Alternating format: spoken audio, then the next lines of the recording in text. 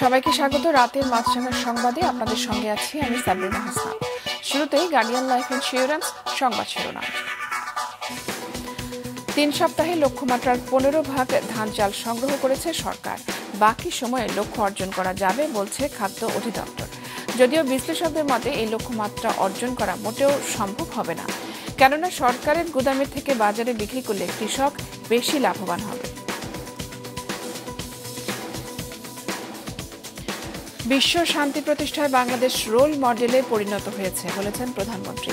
আজ জাতিসংঘ শান্তিরক্ষী দিবসের অনুষ্ঠানে তিনি আরও বলেন, শান্তিরক্ষী বাহিনীতে গৌরবের সঙ্গে কাজ করছে বাংলাদেশিরা।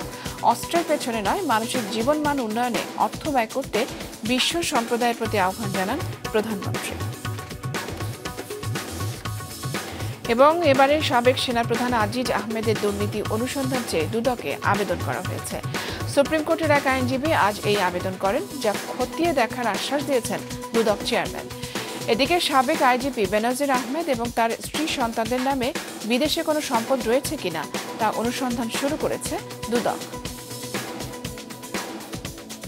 দর্শক শুনছিলেন শিরোনাম, এবারে বিস্তারিত। কার্যক্রম শুরুর প্রথম 3 সপ্তাহে মাঠ পর্যায় থেকে লক্ষ্যমাত্রার 15 ভাগ ধান চাল সংগ্রহ করেছে সরকার। খাদ্য অধিদপ্তর জানিয়েছে বাকি সময়ের মধ্যে লক্ষ্যমাত্রা অর্জন করা যাবে। যদিও বিশ্লেষকদের মতে এই লক্ষ্যমাত্রা অর্জন করা মোটেও সম্ভব হবে না। রাজবাড়ী প্রতিনিধি ইমরান হোসেন মনিমের সহযোগিতায় রঞ্জিবুল মিজানের রিপোর্ট। এবার ধানের ভালো ফলন হয়েছে বোরো মৌসুমে। এরই মধ্যে দেশের 85 ভাগ জমির ফসল উঠেছে কৃষকের ঘরে। মাঠ পর্যায় থেকে সেই ফসল কিনতে সরকারের কার্যক্রমও শুরু হয়েছে গেল 7 মে। মধ্যাঞ্চলের জেলা রাজবাড়ীতেও এই কার্যক্রম শুরু করেছে স্থানীয় কৃষি বিভাগ। জানা গেছে, চলতি মৌসুমে সেখান থেকে 3563 টন চাল আর 1266 টন ধান কেনার লক্ষ্য ঠিক করেছে সরকার। বিপরীতে সংগ্রহ শুরুর প্রথম 3 সপ্তাহে 336 টন চাল আর 135 টন ধান সংগ্রহ হয়েছে। যদিও খাদ্য বিভাগের আশা বাকি সময়ে চালের পুরোটাই পাওয়া যাবে, তবে শঙ্কা আছে ধান সংগ্রহ নিয়ে। আমরা আশাবাদী চাল সম্পূর্ণ সংগ্রহ হবে, কিন্তু ধানের বিষয়টা একটু শঙ্কা প্রকাশ করতেছি। এই জন্যে সদর এলএসডিতে যথেষ্ট বরাদ্দ, কিন্তু অদ্য পর্যন্ত কোনো কৃষক সদর এলএসডিতে ধান সরবরাহের জন্য আসেন নেই। কৃষি সম্প্রসারণ অধিদপ্তরের হিসেবে 2023-24 অর্থ বছরের বোরো মৌসুমে দেশের প্রায় 50,58,000 হেক্টর জমিতে ধানের আবাদ হয়েছে, যেখান থেকে এরই মধ্যে ধান পাওয়া গেছে 1,90,46,000 টন, যা থেকে 5 লাখ টন ধান আর 12 লাখ টন চাল কেনার লক্ষ্য ঠিক করা হয়েছে। খাদ্য অধিদপ্তরের হিসেবে সোমবার পর্যন্ত সারা দেশ থেকে সব মিলিয়ে পাওয়া গেছে 2,03,000 টন। এমন অবস্থায় সরকারের সেই লক্ষ্য অর্জন কতটা সম্ভব হবে? সরকারি হিসাবে যদি দেখেন যে ইনফ্লেশন রেট, তাতে তো 2 টাকা আরো বেশি হওয়ার কথা ছিল। কস্ট অফ লেবার এবছর অনেক বেশি। তারপরে আবার সেই ধান আপনার কৃষক তার জমি থেকে আপনার গোডাউনে নিয়ে বিক্রি করে আসতে হবে। সেখানে তার লেবার খরচ আছে, লোডিং আনলোডিং আছে, ট্রাক বা ট্রান্সপোর্টেশন ভাড়া আছে। আবার আপনার গেটে গিয়ে বসে থাকতে হবে ঘন্টার পর ঘন্টা। আপনি মাপবেন কি মাপবেন না, আপনার 9টা-5টা অফিস। সরকার যদি সত্যিকার অর্থে প্রকিউরমেন্ট চেত, তাহলে কিন্তু এই হ্যাসেলগুলোকে আগে অ্যাড্রেস করা দরকার ছিল। সুতরাং আমি মনে করি এই প্রকিউরমেন্ট যে সিস্টেম, এই সিস্টেমের ধান তো মোটেই হবে না, চাল হয়তো কিছু আসতে পারে। চলতি বোরো মৌসুমে 45 টাকা কেজি দরে সারা দেশ থেকে চাল সংগ্রহ করছে সরকার, আর ধানের দাম ধরা হয়েছে 32 টাকা প্রতি কেজি। রঞ্জিবুল মিজান, মাছরাঙা সংবাদ, ঢাকা। অস্ত্রের পেছনে নয়, মানুষের জীবনমান উন্নয়নে অর্থ ব্যয় করতে বিশ্ব সম্প্রদায়ের প্রতি আহ্বান জানিয়েছেন প্রধানমন্ত্রী শেখ হাসিনা। সকালে রাজধানীতে আন্তর্জাতিক জাতিসংঘ শান্তিরক্ষী দিবসের অনুষ্ঠানে একথা বলেন তিনি। যুদ্ধ না করে আলোচনার মাধ্যমে সমস্যা সমাধানের পথ খুঁজতে বিশ্ব নেতাদের পরামর্শ দেন সরকার প্রধান। যুদ্ধ, দাঙ্গা হাঙ্গামা ও প্রাকৃতিক দুর্যোগে বিপর্যস্ত বিভিন্ন দেশে শান্তি ফিরিয়ে আনা ও মানবিক সহায়তা দিতে দীর্ঘ 4 দশক ধরে জাতিসংঘ মিশনে কাজ করছে বাংলাদেশের শান্তিরক্ষা বাহিনী। বর্তমানে 13টি দেশে বাংলাদেশের 6,092 জন শান্তিরক্ষী দায়িত্ব পালন করছেন। এখন পর্যন্ত বাংলাদেশের শান্তিরক্ষীরা বিশ্বের 43টি দেশ ও স্থানে 63টি জাতিসংঘ মিশন সফলতার সাথে সম্পন্ন করেছে। এই কার্যক্রমে শহীদ হয়েছেন বাংলাদেশের 168 জন শান্তিরক্ষী, আহত হয়েছেন 266 জন। জাতিসংঘ শান্তিরক্ষা মিশনে এই অসামান্য অবদান স্মরণ করতে প্রতি বছর পালন করা হয় আন্তর্জাতিক জাতিসংঘ শান্তিরক্ষী দিবস। সকালে রাজধানীর বঙ্গবন্ধু আন্তর্জাতিক সম্মেলন কেন্দ্রে দিবসটির অনুষ্ঠানে যোগ দেন প্রধানমন্ত্রী শেখ হাসিনা। 3 জন আহত শান্তিরক্ষীকে সম্মাননা তুলে দেন বঙ্গবন্ধু কন্যা। বাংলাদেশের শান্তিরক্ষীরা প্রশংসার সাথে দায়িত্ব পালন করছে উল্লেখ করে প্রধানমন্ত্রী বলেন, বিশ্বের শান্তি প্রতিষ্ঠায় বাংলাদেশ এখন রোল মডেল। বেসামরিক নাগরিকদের সুরক্ষা, মানবাধিকার নিশ্চিত ও শান্তি প্রচেষ্টায় নিরলসভাবে কাজ করে যাচ্ছেন। আন্তরিকতাপূর্ণ কাজের কারণে ওই সকল দেশের জনগণ আপনাদেরকে অকুণ্ঠ ভালোবাসা উপহার দিয়েছে। বিশ্বের বিভিন্ন স্থানে চলমান যুদ্ধ মানবজাতির কোনো কল্যাণ আনছে না, আবারও স্মরণ করিয়ে দেন সরকার প্রধান। অস্ত্র তৈরি আর প্রতিযোগিতা, এই অর্থটা এই জলবায়ু অভিঘাত থেকে মানবজাতিকে রক্ষা করার জন্য সেই ফান্ডে সেই অর্থ দিতে পারে এবং ক্ষুধার্ত এবং শিক্ষা বঞ্চিত যে সমস্ত শিশুরা তাদেরও শিক্ষা এবং স্বাস্থ্য ও ক্ষুধা নিবৃত্ত করবার জন্য ব্যবহার করতে পারে। যেখানে যাই এই একটি আহ্বানই জানাই, সংঘাত না, যদি কোনো সমস্যা থাকে আলোচনার মাধ্যমে সমাধান করা, সেটাই হচ্ছে সবথেকে বড় কাজ। পরে ভিডিও কনফারেন্সের মাধ্যমে বিভিন্ন দেশে দায়িত্ব পালনরত বাংলাদেশের শান্তিরক্ষীদের সাথে কথা বলেন প্রধানমন্ত্রী। আনোয়ার হোসেন, মাছরাঙা সংবাদ, ঢাকা। পুলিশের সাবেক মহাপরিদর্শক বেনজির আহমেদের বিদেশে সম্পদের অনুসন্ধান শুরু করেছে দুর্নীতি দমন কমিশন। এদিকে বেনজির আহমেদ এবং সাবেক সেনাপ্রধান আজিজ আহমেদকে সরকার কোনো প্রোটেকশন দেবে না বলে জানিয়েছেন প্রধানমন্ত্রীর বেসরকারি শিল্প ও বিনিয়োগ উপদেষ্টা সালমান এফ রহমান। হাসনাইন তানভীরের রিপোর্ট। শুধু দেশে নয়, যুক্তরাষ্ট্র, কানাডা ও সংযুক্ত আরব আমিরাতে বেনজির আহমেদের সম্পদ রয়েছে কিনা তা অনুসন্ধান শুরু করেছে দুদক। এজন্য বাংলাদেশ ফাইন্যান্সিয়াল ইন্টেলিজেন্স ইউনিটের মাধ্যমে ওইসব দেশে তথ্য চেয়েছে সংস্থাটি। বিষয়টি নিশ্চিত করেছেন দুদকের আইনজীবী খুরশিদ আলম। দুর্নীতি দমন কমিশনের পক্ষ থেকে আইনিভাবে চিঠি দেওয়া হয়েছে, যেমন বাংলাদেশ ফাইন্যান্সিয়াল ইন্টেলিজেন্স ইউনিট আর্থিক অপরাধের যারা তদন্ত করে তাদেরকে তথ্যপত্র চাওয়া হয়েছে এবং সব কিছু খতিয়ে দেখা হচ্ছে দেশ বিদেশে ওনার কোনো প্রপার্টি আছে কিনা। এখন পর্যন্ত বেনজিরের পরিবারের 621 বিঘা জমি, 19টি কোম্পানির শেয়ার, গুলশানের 4টি ফ্ল্যাট, 30 লাখ টাকার সঞ্চয়পত্র, 33টি ব্যাংক হিসাব এবং শেয়ার ব্যবসার 3টি বিও হিসাব পেয়েছে দুর্নীতি দমন কমিশন। আদালতের আদেশে এসব সম্পদ জব্দ ও অবরুদ্ধ করা হয়েছে। এ বিষয়ে জিজ্ঞাসাবাদের জন্য বেনজির আহমেদকে আগামী 6 জুন এবং তার স্ত্রী জিশান মির্জা সহ সন্তানদের 9 জুন দুদক কার্যালয়ে হাজির হতে বলা হয়েছে। এখনও তদন্ত চলমান থাকায় মামলা করেনি দুদক। এ অবস্থায় বেনজির আহমেদকে এখনই আসামি মনে করেন না দুদকের এই আইনজীবী। আমরা তো নিয়মিত মামলা তো রুজু হয়নি, আমি ওনাকে কেন আসামি বলতে যাব। এদিকে দুর্নীতি ও অনিয়মে জড়িত থাকার অভিযোগে গত 20 মে মার্কিন যুক্তরাষ্ট্রের নিষেধাজ্ঞায় পড়া সাবেক সেনাপ্রধান জেনারেল আজিজ আহমেদের বিষয়ে দুর্নীতি অনুসন্ধান এখনও কেন শুরু হয়নি তা জানতে চেয়ে দুদক চেয়ারম্যানকে উকিল নোটিশ পাঠিয়েছেন হাইকোর্টের এক আইনজীবী। একটা সেনাপ্রধানের বিরুদ্ধে যখন এই ধরনের অভিযোগ প্রকাশিত হয়, এখানে কি ধরনের অভিযোগ সেটা অনুসন্ধান গ্রহণের জন্য আমরা দুদককে অনুসন্ধানের জন্য উদ্যোগ নিতে আবেদন করেছি। এদিকে সাবেক সেনা প্রধানের বিরুদ্ধে অভিযোগ পর্যালোচনা করবে দুদক।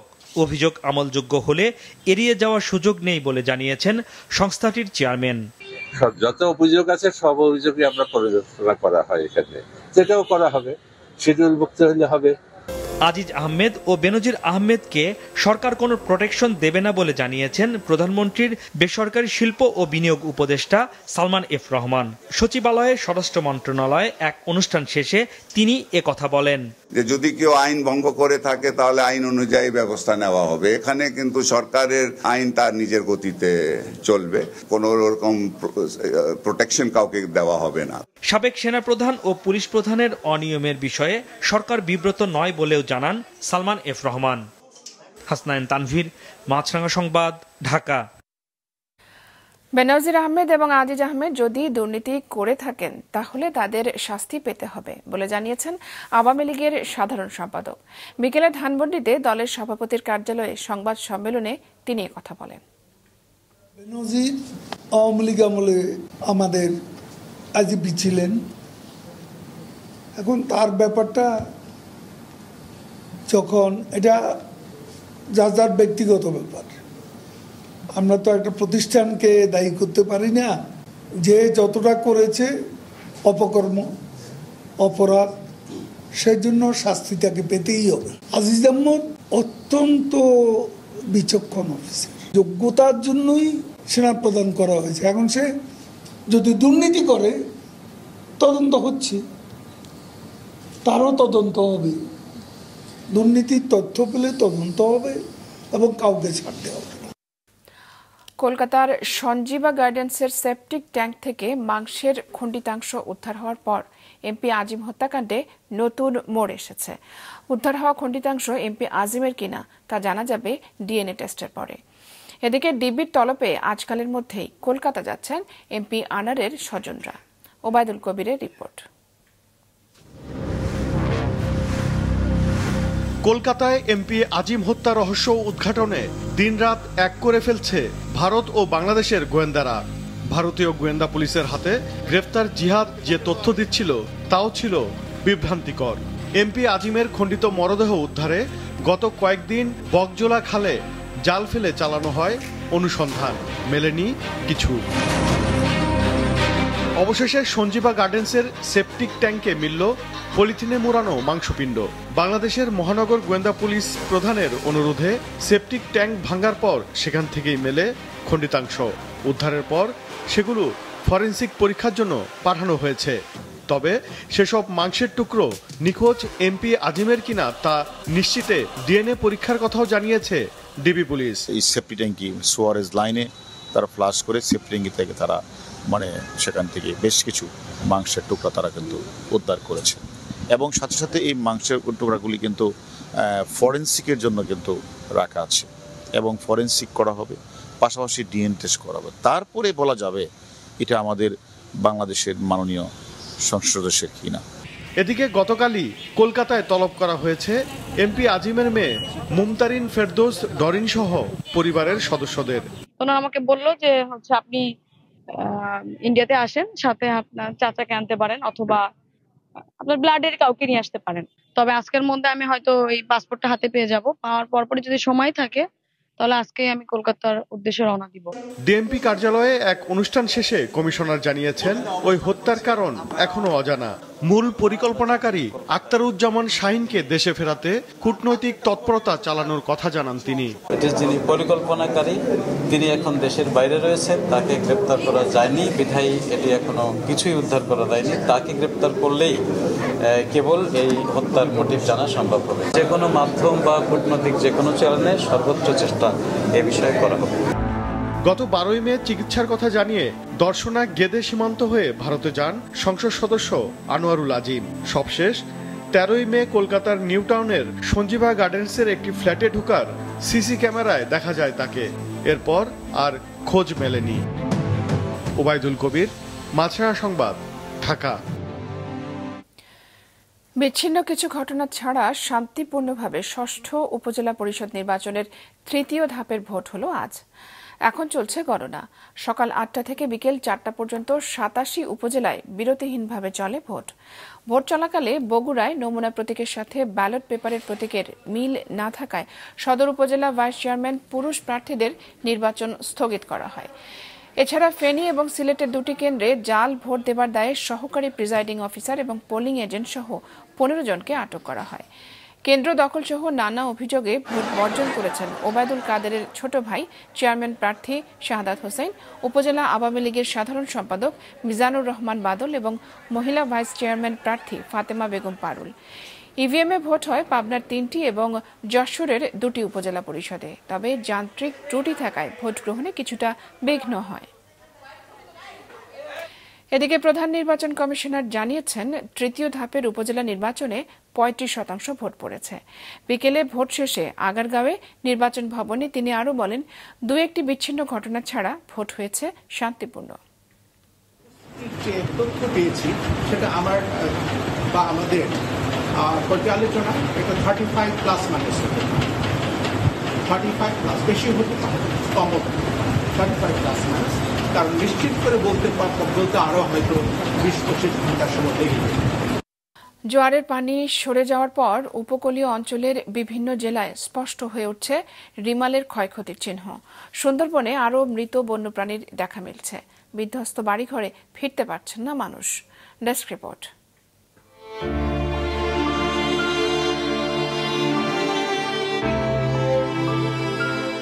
চারদিকে ধ্বংসস্তূপ,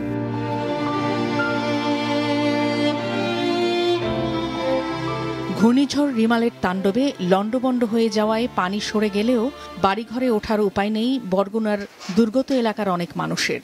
বাধ্য হয়ে তারা ঠাঁই নিচ্ছেন কখনো খোলা আকাশের নিচে, উঁচু বাঁধির উপর, কখনো বা অন্যের বাড়িতে। অর্ধাহার কিংবা অনাহারে দুর্ভোগ চরমে পৌঁছেছে মানুষের। আবার রান্না বাড়া হাত নাই, চুলা নাই, রাঁধতে পারে না, ওই বাচ্চাকে ওই চিড়ে মিড়ে নিয়ে খাওয়াই। এই তো 3 দিন ধরে একভাবে ঘরে পানি নামে না, ইচ্ছে হালান লাগে। তারপর 3, 4, 5, 6টা গুঁড়োগাড়া। যেদিকে চোখ যায় শুধু ক্ষতচিহ্ন পটুয়াখালীর উপকূলীয় এলাকা জুড়ে। ঘরবাড়ি মেরামত করে নতুন করে কিছুটা ঘুরে দাঁড়ানোর চেষ্টা করলেও ভর করছে অনিশ্চয়তা। জেলা প্রশাসনের তথ্য মতে দুর্গতদের সংখ্যা এখন 3 লাখ ছাড়িয়েছে। উদ্ধার কাজ করার পাশাপাশি দুর্গতদের ত্রাণ সহায়তা দিচ্ছে কোস্টগার্ড ও বিভিন্ন সংগঠন। জ্বরের দিন শহর সব বাসাইয়ে লইয়া গেছে, আমরা যারে জান লইয়া সরিয়ে গেছে। আমাকে সব কিছু লইয়া গেছে, এখন খালি আছে ওই খোসাটা, মাটি মুড়ি যা আছে আইয়া দেখি যারে একবারই যে উঠছি। ধ্বংসযজ্ঞ ভোলার বোরহানউদ্দিন উপজেলার কুতুবা, বড়মানিকা ও গঙ্গাপুর এলাকায় জলোচ্ছ্বাসে মালামালের সাথে চুলা ভেসে যাওয়ায় রান্না করে খাওয়ার অবস্থা নেই কারো। সরকারি হিসেবে জেলায় সম্পূর্ণ ও আংশিক মিলিয়ে প্রায় 7,500-এর উপর ঘর ক্ষতিগ্রস্ত হয়েছে। গড় গেছে, ছাগল গেছে, হাঁস মুরগি গেছে, পুষ্করি মাছ, ঘের ঘর কিছু নাই। এই জায়গায় আমরা অসহায় পাতিলে দুকে বাতরান দেখাবো, হে ব্যবস্থা কিছু নাই। গাছপালা ভাঙ্গে চুরিয়া, ঘর দরজা তো নাই। আমরা কোন রকম আর কি বাইরে দিন কাটাইছি। 7 থেকে 8 ফুটের জলোচ্ছ্বাসে নোয়াখালীর হাতিয়ার, নলচিরা, হরণী, ছানন্দি, চরেশ্বর ও চরকিং ইউনিয়নের নিম্নাঞ্চলের ঘরহারা মানুষগুলোর অবস্থা খুবই করুণ। প্রায় একই অবস্থা নিঝুম দ্বীপ ও চরঘাসিয়ার প্রায় প্রতিটি ওয়ার্ডে। গতকাল বিকালে দুর্গতদের মাঝে অর্থ খাবার বিতরণ করা হয়। সর্বস্ব হারিয়ে দিশেহারা হয়ে পড়েছেন গোপালগঞ্জের মাছ চাষিরা। জেলা সদরের রঘুনাথপুরে সেতু ভেঙে পড়ায় যান চলাচল বন্ধ হয়ে গেছে বেদগ্রাম বর্ণী সড়কে। এতে জেলা সদর ও টুঙ্গিপাড়ায় যাতায়াত ও পণ্য পরিবহনে চরম ভোগান্তি পোহাচ্ছেন মানুষ। এদিকে যতই কমছে জলোচ্ছ্বাস ও নদ নদীর পানি, ততই দৃশ্যমান হয়ে উঠছে সুন্দরবন সংলগ্ন লোকালয় ও চরাঞ্চলের ক্ষয়ক্ষতি। তছনছ হয়ে গেছে গাছপালা, চোখে পড়ছে ছড়িয়ে ছিটিয়ে থাকা মৃত বন্যপ্রাণী। নাদিয়া আফরিন, মাছরাঙা নিউজ ডেস্ক। এদিকে ঘূর্ণিঝড়ের ক্ষয়ক্ষতি পরিদর্শনে কাল পটুয়াখালীর কলাপাড়ায় যাচ্ছেন প্রধানমন্ত্রী শেখ হাসিনা। কাল দুপুরে কলাপাড়ায় সরকারি মোজাহার উদ্দিন বিশ্বাস কলেজ মাঠে ক্ষতিগ্রস্ত 2000 মানুষের মাঝে ত্রাণ সহায়তা দেওয়ার কথা রয়েছে প্রধানমন্ত্রীর। এ সময় জনসভায় ভাষণ দেওয়ার কথা রয়েছে তার। এই উপলক্ষে কলেজ প্রাঙ্গণে নেওয়া হয়েছে ব্যাপক প্রস্তুতি। এবারে খেলার খবর। চাইনিজ তাইপের বিপক্ষে মেয়েদের ফিফা আন্তর্জাতিক ম্যাচের জন্য বাংলাদেশ দল ঘোষণা করেছে বাফুফে। চোটের কারণে নেই গুরুত্বপূর্ণ 2 খেলোয়াড় মারিয়া মান্ডা এবং কৃষ্ণা রানী সরকার। 31 মে এবং 3রা জুন ম্যাচ দুটি হবে কিংস অ্যারেনায়।